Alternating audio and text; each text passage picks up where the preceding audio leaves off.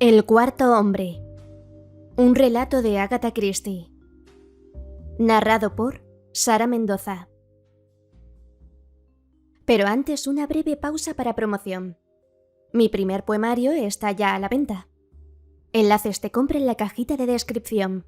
Y dicho esto, comenzamos. El canónigo Parfitt jadeaba. El correr para alcanzar el tren no era cosa que conviniera a un hombre de sus años. Su figura ya no era lo que fue, y con la pérdida de su esbelta silueta había ido adquiriendo una tendencia a quedarse sin aliento, que el propio canónigo solía explicar con dignidad diciendo: «Es el corazón». Exhalando un suspiro de alivio, se dejó caer en una esquina del compartimiento de primera. El calorcillo de la calefacción le resultaba muy agradable. Fuera estaba nevando. Además, era una suerte haber conseguido situarse en una esquina siendo el viaje de noche y tan largo. Debieron haber puesto coche-cama en aquel tren.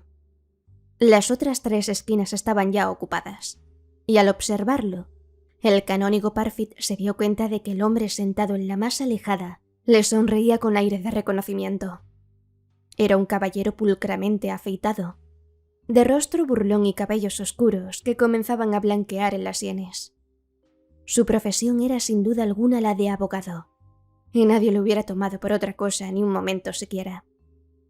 Don George Durand era ciertamente un abogado muy famoso. «Vaya, Parfitt», comenzó con aire jovial. «Se ha echado usted una buena carrerita, ¿no?» «Y con lo malo que es para mi corazón», repuso el canónigo. «Qué casualidad encontrarle, señor George. ¿Va usted muy al norte?» «Hasta Newcastle», replicó George. «A propósito», añadió, ¿conoce usted al doctor Campbell Clark?» Y el caballero sentado en el mismo lado que el canónigo inclinó la cabeza complacido. «Nos encontramos en la estación», continuó el abogado. «Otra coincidencia». El canónigo Parfitt vio al doctor Campbell Clark con gran interés. Había oído aquel nombre muy a menudo.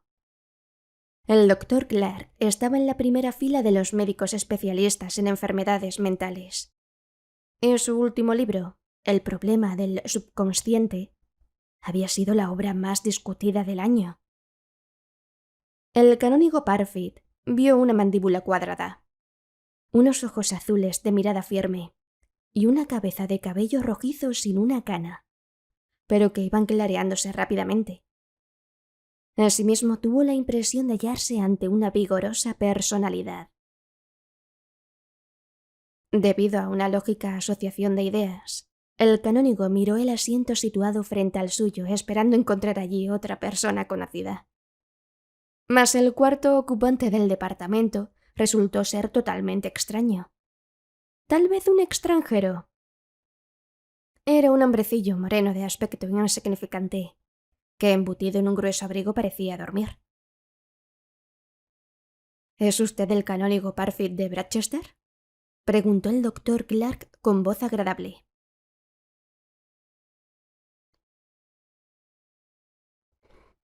El canónigo pareció halagado. Aquellos sermones científicos habían sido un gran acierto, especialmente desde que la prensa se había ocupado de ellos. Bueno, aquello era lo que necesitaba la Iglesia, modernizarse. «He leído su libro con gran interés, doctor Campbell Clark», le dijo, «aunque es demasiado técnico para mí, y me resulta difícil seguir alguna de sus partes». Durand intervino. «¿Prefiere hablar o dormir, canónigo?», le preguntó. «Confieso que sufro de insomnio y por lo tanto me inclino en favor de lo primero». «Oh, desde luego. De todas maneras», explicó el canónigo, «yo casi nunca duermo en estos viajes nocturnos y el libro que he traído es muy aburrido». «Realmente formamos una reunión muy interesante», observó el doctor con una sonrisa. «La Iglesia, la ley y la profesión médica». «Es difícil que no podamos formar opinión entre los tres, ¿verdad? El punto de vista espiritual de la Iglesia, el mío puramente legal y mundano, y el suyo, doctor, que abarca el mayor campo, desde lo puramente patológico a lo superpsicológico. Entre los 3 podríamos cubrir cualquier terreno por completo». «No tanto como usted imagina», dijo el doctor Clark. Hay otro punto de vista que ha pasado usted por alto, y que es en este aspecto muy importante. ¿A cuál se refiere? Quiso saber el abogado. Al punto de vista del hombre de la calle. ¿Es tan importante? ¿Acaso el hombre de la calle no se equivoca generalmente?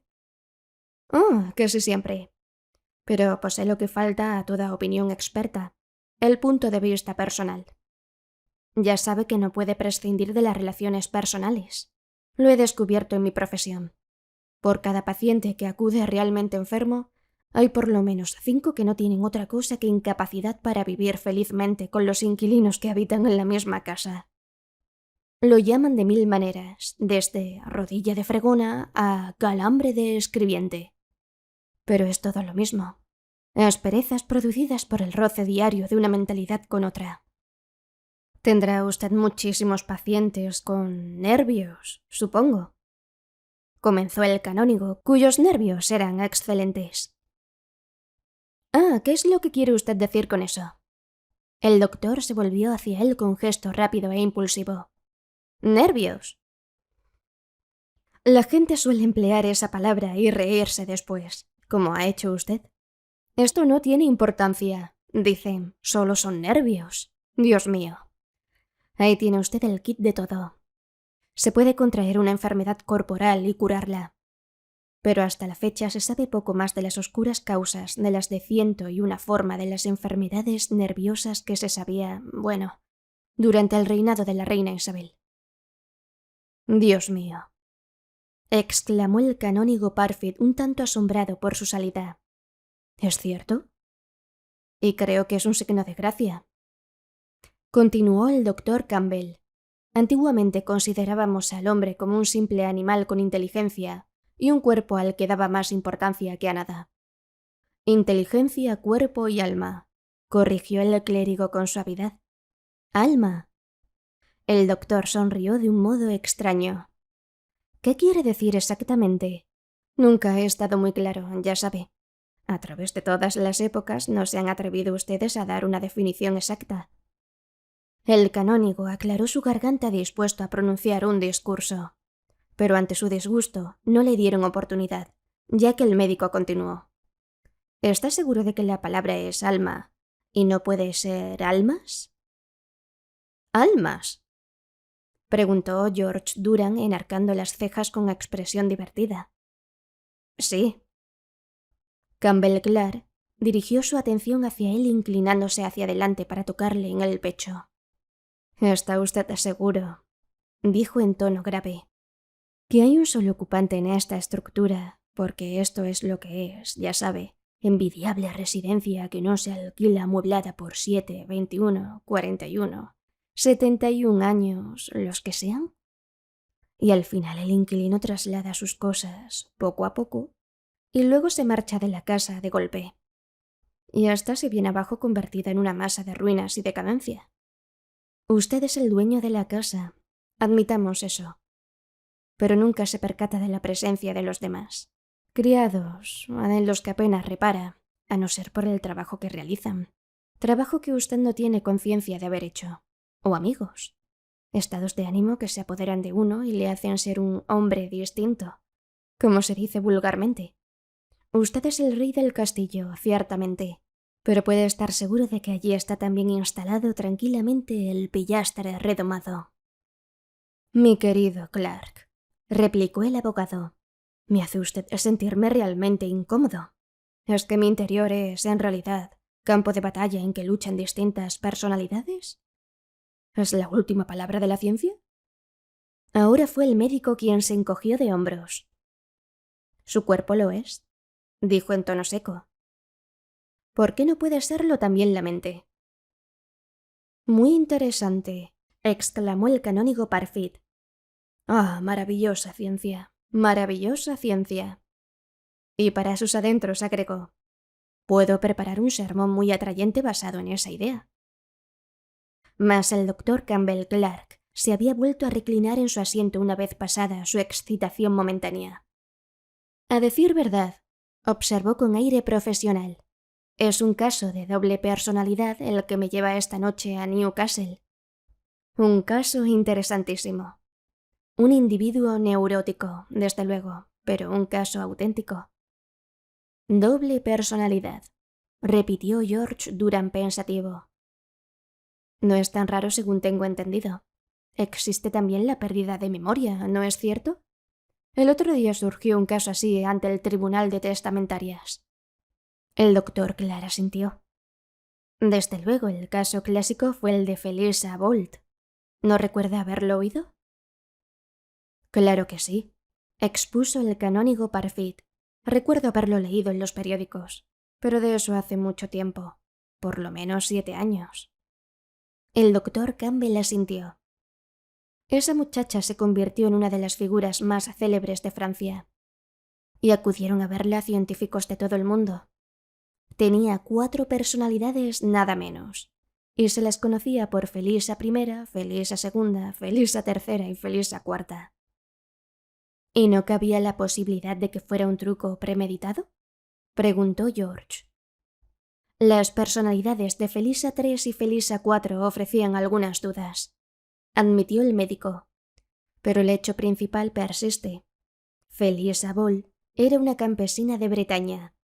Era la tercera de 5 hermanos, hija de un padre borracho y de una madre retrasada mental. En uno de sus ataques de alcoholismo, el padre estranguló a su mujer, siendo, si no recuerdo mal, desterrado por vida. Felisa tenía entonces 5 años. Unas personas caritativas se interesaron por la criatura. Y Felisa fue criada y educada por una dama inglesa que tenía una especie de hogar para niños desvalidos. Aunque consiguió muy poco de Felisa, la describe como una niña anormal, lenta y estúpida, que aprendió a leer y escribir solo con gran dificultad y cuyas manos eran torpes. Esa dama, la señora Slater, intentó prepararla para el servicio doméstico y le buscó varias casas donde trabajar cuando tuvo la edad conveniente. Mas en ninguna estuvo mucho tiempo debido a su estupidez y profunda pereza. El doctor hizo una pausa y el canónigo, mientras se arropaba aún más en su manta de viaje, se dio cuenta de pronto de que el hombre sentado frente a él se había movido ligeramente y sus ojos, que antes tuviera cerrados, ahora estaban abiertos y en ellos brillaba una expresión indescifrable que sobresaltó al clérigo. Era como si hubiese estado regocijándose interiormente por lo que oyera. Existe una fotografía de Felisa Bolt tomada cuando tenía 17 años. Prosiguió el médico, y en ella aparece como una burda campesina de recia constitución, sin nada que indique que pronto iba a ser una de las personas más famosas de Francia. 5 años más tarde, cuando contaba 22, Felisa Bolt tuvo una enfermedad nerviosa, y al reponerse empezaron a manifestarse los extraños fenómenos. Lo que sigue a continuación son hechos atestiguados por muchísimos científicos eminentes. La personalidad llamada Felisa I era completamente distinta a la Felisa Bolt de los últimos años. Felisa I escribía apenas el francés, no hablaba ningún otro idioma y no sabía tocar el piano. Felisa II, por el contrario, hablaba correctamente el italiano y algo de alemán. Su letra era distinta por completo de la de Felisa I, y escribía y se expresaba a la perfección en francés. Podía discutir de política, arte, y era muy aficionada a tocar el piano. Felisa III tenía muchos puntos en común con Felisa II.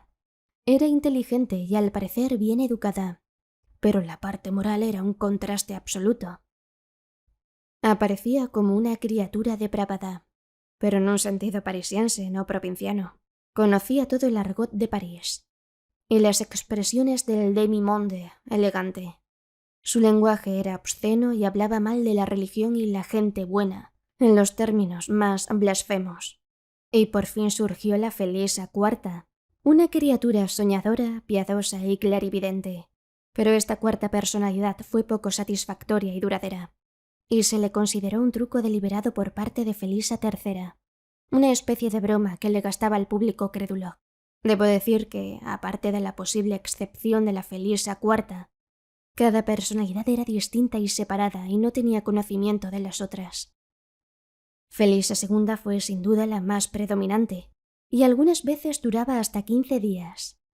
Luego Felisa I aparecía bruscamente por espacio de 1 o 2 días. Después, tal vez la Felisa III o IV, pero estas dos últimas rara vez denominaban más de unas pocas horas.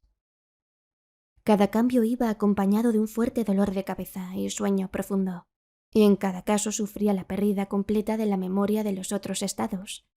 Y la personalidad en cuestión tomaba vida a partir del momento en que la había abandonado, inconsciente del tiempo. Muy notable, murmuró el canónigo. Muy notable. Hasta ahora sabemos apenas nada de las maravillas del universo. Sabemos que hay algunos impostores muy astutos, observó el abogado en tono seco. El caso de Felisa Boll fue investigado por abogados, así como por médicos y científicos, replicó el doctor Campbell con presteza. Recuerde que Maître Quimbellier llevó a cabo la investigación más profunda y confirmó la opinión de los científicos.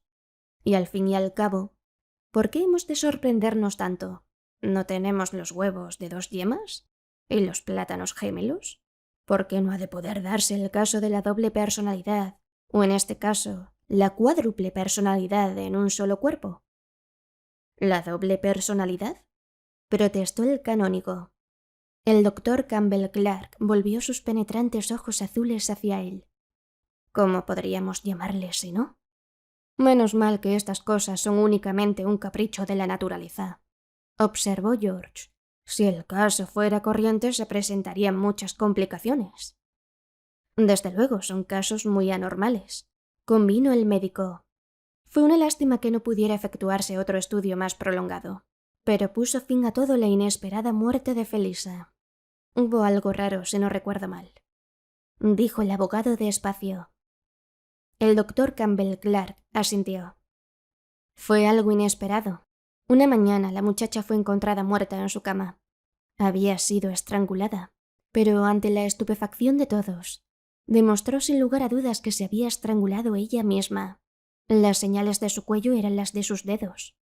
Un sistema de suicidio que, aunque no es físicamente imposible, requiere una extraordinaria fuerza muscular y una voluntad casi sobrehumana. Nunca se supo lo que la había impulsado a suicidarse. Claro que su equilibrio mental siempre había sido insuficiente. Sin embargo, ahí tiene. Se ha corrido para siempre la cortina sobre el misterio de Felisa Boll. Fue entonces cuando el ocupante de la cuarta esquina se echó a reír. Los otros 3 hombres saltaron como si hubieran oído un disparo. Habían olvidado por completo la existencia del cuarto, y cuando se volvieron hacia el lugar donde se hallaba sentado y todavía rebujado en su abrigo, rió de nuevo. «Deben perdonarme, caballeros», dijo en perfecto inglés, aunque con un ligero acento extranjero, y se incorporó mostrando un rostro pálido con un pequeño bigotillo. «Sí, deben ustedes perdonarme», dijo con una cómoda inclinación de cabeza. «Pero la verdad es que la ciencia dice alguna vez la última palabra». «¿Sabe algo del caso que estábamos discutiendo?», le preguntó el doctor cortésmente. «¿Del caso? No, pero la conocí». «¿A Felisa Boll?» «Sí. Y a Annette Reibel también. No han oído hablar de Annette Reibel, ¿verdad? No obstante, la historia de una es la historia de la otra. Créame, no sabrán nada de Felisa Boll si no conocen también la historia de Annette Reibel». Sacó un reloj para consultar la hora. «Falta media hora hasta la próxima parada. Tengo tiempo de contarles la historia, es decir, si a ustedes les interesa escucharla». «Cuéntela, por favor», dijo el médico. «Me encantaría oírla», exclamó el canónigo. George Durand se limitó a adoptar una actitud de atenta escucha. «Mi nombre, caballeros», comentó el extraño compañero de viaje, «es Raúl Latardou. Usted acaba de mencionar a una dama inglesa, la señorita Slater, que se ocupa en obras de caridad. Yo la conocí en Bretaña, en un pueblecito pesquero. Y cuando mis padres fallecieron víctimas de un accidente ferroviario, fue la señorita Slater quien vino a rescatarme y me salvó de algo equivalente a los reformatorios ingleses. Tenía unos 20 chiquillos a su cuidado, niños y niñas. Entre estas se encontraba Felisa Boll y Annette Reibel. Si no consigo hacerles comprender la personalidad de Annette, caballeros, no comprenderán nada. Era hija de lo que ustedes llaman una fille de joie, que había muerto tuberculosa abandonada por su amante. La madre fue bailarina y Annette también tenía el deseo de bailar. Cuando la vi por primera vez tenía 11 años y era una niña vivaracha de ojos brillantes y prometedores. Una criatura a todo fuego y vida, y enseguida, me convirtió en su esclavo. Raúl, haz esto, Raúl, haz lo otro. Y yo obedecía. Yo la idolatraba y ella lo sabía. Solíamos ir a la playa, los tres, ya que Felisa venía con nosotros. Y allí Annette, quitándose los zapatos y las medias, bailaba sobre la arena. Y luego, cuando le faltaba el aliento, nos contaba lo que quería llegar a ser. Verán, yo seré famosa. Sí, muy famosa. Tendré cientos y miles de medias de seda, de la seda más fina, y viviré en un departamento maravilloso. Todos mis adoradores serán jóvenes, guapos y ricos. Cuando yo baile, todo París irá a verme. Gritarán y se volverán locos con mis danzas. Y durante los inviernos no bailaré. Iré al sur a gozar del sol. Allí hay pueblecitos con naranjos, y comeré naranjas. Y en cuanto a ti, Raúl, nunca te olvidaré por muy rica que sea. Te protegeré para que estudies una carrera. Felisa será mi doncella. No, sus manos son demasiado torpes. Míralas, qué grandes y toscas. Felisa se ponía furiosa al oír esto y entonces Annette continuaba pinchándola. Es tan fina, Felisa, tan elegante y distinguida. Es una princesa disfrazada. Mi padre y mi madre estaban casados y los tuyos no, replicaba Felisa con rencor. Sí, tu padre mató a tu madre. Bonita cosa ser la hija de un asesino. Y el tuyo dejó morir a tu madre. Era la contestación de Felisa. Ah, sí. Annette se ponía pensativa. Pobre maman. Hay que conservarse fuerte y bien. Yo soy fuerte como un caballo. Presumía Felisa. Y desde luego lo era. Tenía 2 veces la fuerza de cualquier niña del hogar. Y nunca estaba enferma. Pero era estúpida, ¿comprenden? Estúpida como una bestia bruta. A menudo me he preguntado por qué seguía a Annette como lo hacía. Era una especie de fascinación. Algunas veces creo que la odiaba. Y no es de extrañar, puesto que Annette no era amable con ella. Se burlaba de su lentitud y estupidez, provocándola delante de los demás. Yo había visto a Felisa ponerse lívida de rabia. Algunas veces pensé que iba a rodear la garganta de Annette con sus dedos hasta acabar con su vida. No era lo bastante inteligente como para contestar a los improperios de Annette. Pero con el tiempo aprendió una respuesta que nunca fallaba. Era la de referirse a su propia salud y fuerza. Había aprendido lo que yo siempre supe, que Annette envidiaba su fortaleza física, y ella atacaba instintivamente el punto débil de la armadura de su enemiga. Un día Annette vino hacia mí muy contenta. Raúl, dijo, hoy vamos a divertirnos con esa estúpida de Felisa. ¿Qué es lo que vas a hacer? Ven detrás del cobertizo y te lo diré. Parece que Annette había encontrado cierto libro, parte del cual no entendía y, desde luego, estaba por encima de su cabecita. Era una de las primeras obras de hipnotismo. Conseguí que un objeto brillante, el pomo de metal de mi casa, diese vueltas. Hice que Felisa lo mirase anoche. Míralo fijamente, le dije, no apartes los ojos de él. Y entonces lo hice girar, Raúl. Estaba asustada. Sus ojos tenían una expresión tan extraña, tan extraña. Felisa, tú harás siempre lo que yo diga, le dije. Haré siempre lo que tú digas, Annette, me contestó. Y luego dije, mañana llevarás un cabo de vela al patio y empezarás a comerla a las 12. Y si alguien te pregunta dirás que es la mejor galleta que has probado en tu vida. Oh, Raúl, imagínate. Pero ella no hará una cosa así. Protesté. El libro dice que sí. No es que yo lo crea del todo, pero oh, Raúl, si lo que dice el libro es cierto, lo que nos vamos a divertir. A mí también me pareció divertido. Lo comunicamos a nuestros compañeros y a las 12 estábamos todos en el patio. A la hora exacta apareció Felisa con el cabo de la vela en la mano. ¿Y creerán ustedes, caballeros, que empezó a mordisquearlo solemnemente? Todos nos desternillábamos de risa. De vez en cuando algunos de los niños se acercaba a ella y le decía muy serio, ¿es bueno lo que comes, Felisa? Y ella respondía, sí, es una de las mejores galletas que he probado en mi vida. Y entonces nos ahogábamos de risa. Al fin nos reímos tan fuerte que el ruido pareció despertar a Felisa, y se dio cuenta de lo que estaba haciendo. Parpadeó extrañada, miró la vela y luego a todos, pasándose la mano por la frente. «¿Pero qué es lo que estoy haciendo aquí?», murmuró. «Te estás comiendo una vela de sebo», le gritamos. «Yo te lo hice hacer, yo te lo hice hacer», exclamó Annette bailando a su alrededor. Felisa la miró fijamente unos instantes y luego se fue acercando a ella. «¿De modo que has sido tú? ¿Has sido tú quien me ha puesto en ridículo? Creo recordar. Oh, te mataré por esto». Habló en tono tranquilo, pero Annette echó a correr refugiándose detrás de mí. «Sálvame, Raúl, me da miedo Felisa». «Ha sido solo una broma, Felisa, solo una broma, ¿comprendes?» «No me gustan esta clase de bromas», replicó Felisa. «Te odio, los odio a todos». Y echándose a llorar, se marchó corriendo. Yo creo que Annette estaba asustada por el resultado de su experimento, y no intentó repetirlo, pero a partir de aquel día su ascendencia sobre Felisa se fue haciendo más fuerte. Ahora creo que Felisa siempre la odió, pero sin embargo no podía apartarse de su lado y solía seguirla como un perro. Poco después de esto, caballeros, me encontraron un empleo y solo volví al hogar durante mis vacaciones. No se había tomado en serio el deseo de Annette de ser bailarina, pero su voz se hizo más bonita a medida que iba creciendo, y la señorita Slater consintió gustosamente en dejarla aprender canto. Annette no era perezosa, y trabajaba febrilmente, sin descanso, y la señorita Slater se vio obligada a impedir que se excediera, y en cierta ocasión me habló de ella. «Tú siempre has apreciado mucho a Annette», me dijo. «Convéncela para que no se esfuerce demasiado. Últimamente tose de una manera que no me gusta». Mi trabajo me llevó lejos poco después de esta conversación. Recibí 1 o 2 cartas de Annette al principio, pero luego silencio. Los 5 años que permanecí en el extranjero. Por pura casualidad, cuando regresé a París me llamó la atención un cartel anuncio con el nombre de Annette Rabelais y su fotografía. La reconocí enseguida. Aquella noche fui al teatro en cuestión.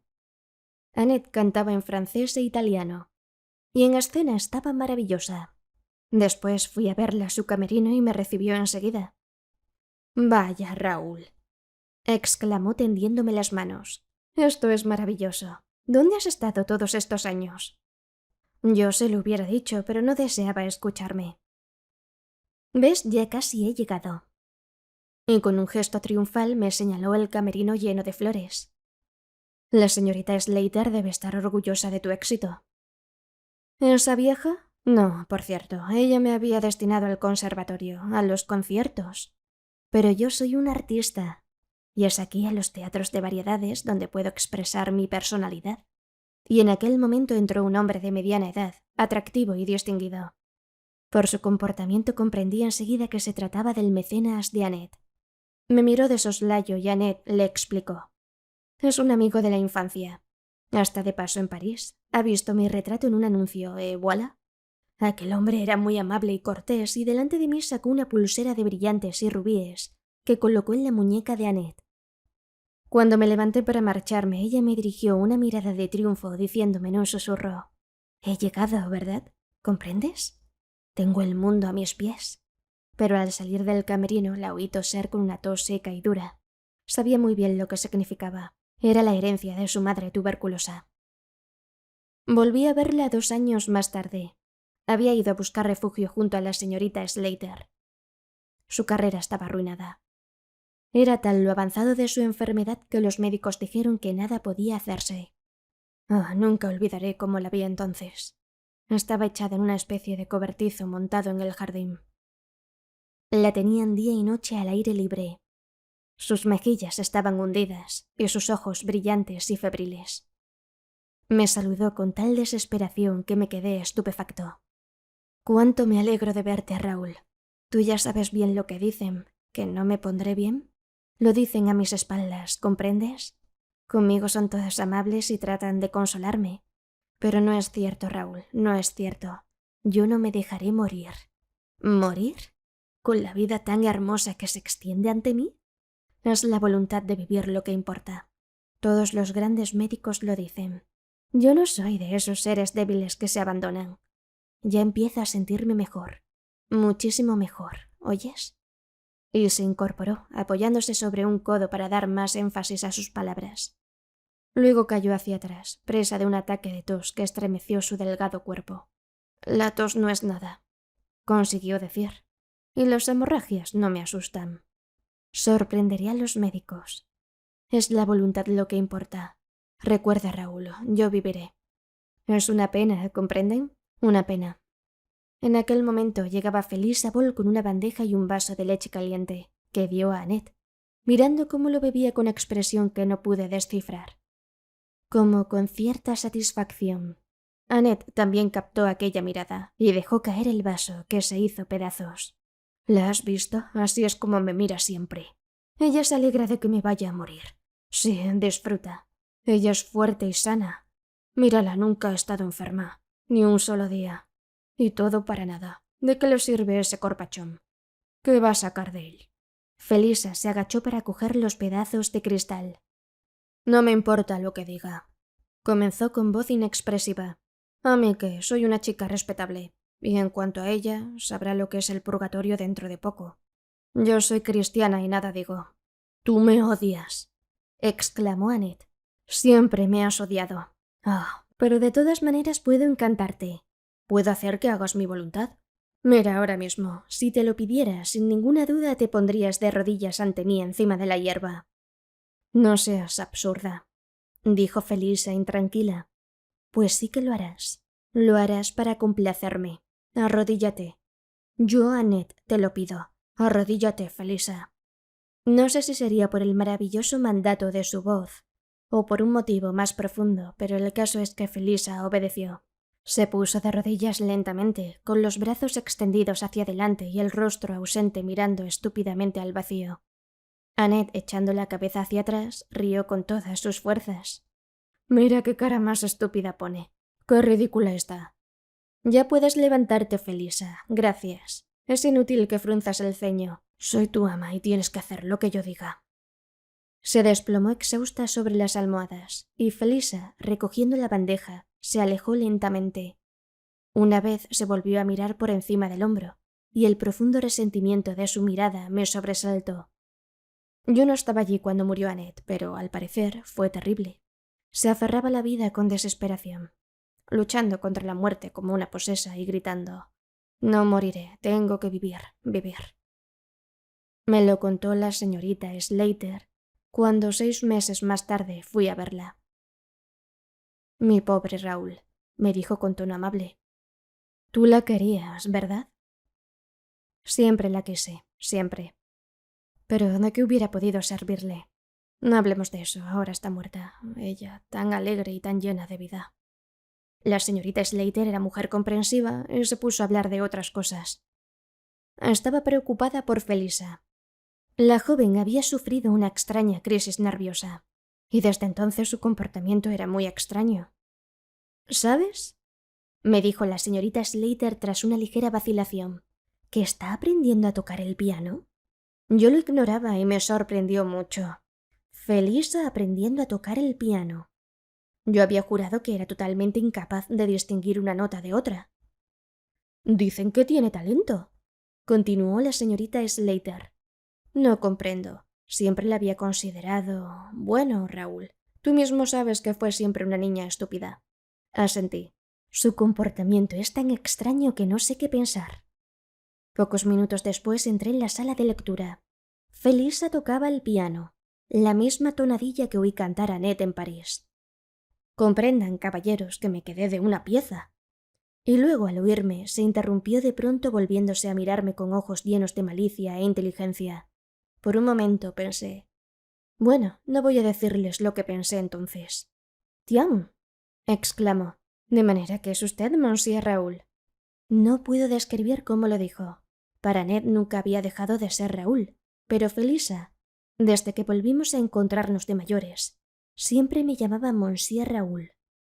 Mas entonces lo dijo de un modo distinto, como si el Monsieur fuera algo divertido. «Vaya, Felisa», le contesté, «te veo muy cambiada». «¿Sí?», replicó pensativa. «Es curioso, pero no te pongas serio, Raúl. Decididamente te llamaré Raúl. ¿Acaso no jugábamos juntos cuando éramos niños?» La vida se ha hecho para reír. Hablemos de la pobre Annette, que está muerta y enterrada. ¿Estará en el purgatorio o dónde? Y tarareó cierta canción, desentonando bastante, pero las palabras llamaron mi atención. Felisa, exclamé, ¿sabes italiano? ¿Por qué no, Raúl? No soy tan estúpida como parecía. Y se rió de mi confusión. No comprendo, comencé a decir. Pues yo te lo explicaré. Soy una magnífica actriz, aunque nadie lo sospechaba. Puedo representar muchos papeles, y muy bien, por cierto. Volvió a reír y salió corriendo de la habitación antes de que pudiera detenerla. La volví a ver antes de marcharme. Estaba durmiendo en un sillón y roncaba pesadamente. La estuve mirando fascinado, aunque me repelía. De pronto se despertó sobresaltada, y sus ojos apagados y sin vida se encontraron con los míos. «Monsieur Raúl», murmuró mecánicamente. «Sí, Felisa, yo me marcho. ¿Querrás tocar algo antes de que me vaya?» «¿Yo? ¿Tocar? ¿Se está riendo de mí, Monsieur Raúl? ¿No recuerdas que esta mañana tocaste para mí?» Felisa meneó la cabeza. ¿Tocar yo? ¿Cómo es posible que sepa tocar una pobre chica como yo? Hizo una pausa como si reflexionara, y luego se acercó a mí. «Monsieur Raúl, ocurren cosas extrañas en esta casa. Le gastan a una bromas. ¿Varían las horas del reloj? Sí, se lo digo. Y todo esto es obra de ella». «¿De quién?», pregunté sobresaltado. «De Annette, esta malvada. Cuando vivía siempre me estaba atormentando. Vuelve del otro mundo para seguir mortificándome». La miré fijamente. Ahora comprendo que estaba al borde del terror, y sus ojos estaban a punto de salir de sus órbitas. «Es mala. Le aseguro que es mala. Sería capaz de quitar a cualquiera el pan de la boca, la ropa y el alma». De pronto se agarró a mí. «Tengo miedo, se lo aseguro, miedo. Oigo su voz. No en mis oídos, sino aquí, en mi cabeza». Se tocó la frente. «Se me llevará muy lejos. Y entonces, ¿qué haré? ¿Qué será de mí?» Su voz se fue elevando hasta convertirse en un alarido, y vi en sus ojos el terror de las bestias acorraladas. De pronto sonrió. Fue una sonrisa agradable, llena de astucia, que me hizo estremecer. Si llegara a eso, Monsieur Raúl. Tengo mucha fuerza en mis manos, tengo mucha fuerza en las manos. Nunca me había fijado particularmente en sus manos. Entonces las miré y me estremecí a pesar mío. Eran unos dedos gruesos, brutales, y como Felisa había dicho, extraordinariamente fuertes. No sabría explicarles la sensación de náuseas que me invadió. Con unas manos como aquella, su padre debió estrangular a su madre. Aquella fue la última vez que vi a Felisa Bolt. Inmediatamente después marché al extranjero, a Sudamérica. Regresé 2 años después de su muerte. Algo había leído en los periódicos de su vida y muerte repentina. Y esta noche me he enterado de más detalles, por ustedes. Felisa III y Felisa IV. Me estoy preguntando si era una buena actriz, ¿saben? El tren fue aminorando su velocidad, y el hombre sentado en la esquina se irguió para abrochar mejor su abrigo. «¿Cuál es su teoría?», preguntó el abogado.